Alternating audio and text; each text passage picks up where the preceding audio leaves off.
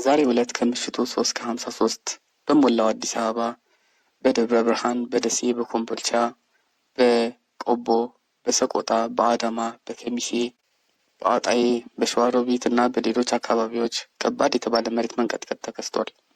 ንዝረቱ እጅግ አስፈሪ ነበር። በሬክተር ስኬል 5.1 ሆኖ ተመዝግቧል። እንዲሁም በድጋሚ ከሌሊቱ 6:23 በሬክተር ስኬል 4.8 የተለካ የመሬት መንቀጥቀጥ የተከሰተ ሲሆን በሸዋሮቢት ከተማና አዲስ አበባ ኮየ ፈጬ የኮንዶሚኒየም ቤቶች ላይ የመሰንጠቅ አደጋ አጋጥሟል። ከላይ ያላስቀመጥኩላችሁን ፎቶ የኮየ ፈጬ ኮንዶሚኒየም ነዋሪዎች ነው የላኩት።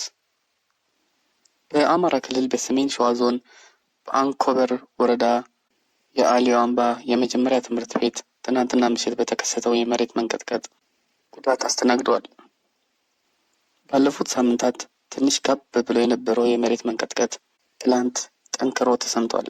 የአዋሽ አካባቢ ነዋሪዎች ከባድ የመሬት መንቀጥቀጥ እንደነበር ገልጸዋል። በአዲስ አበባ በርካታ አካባቢዎች እጅግ የጠነከረ ንዝረትም ለሰከንዶች ነበር።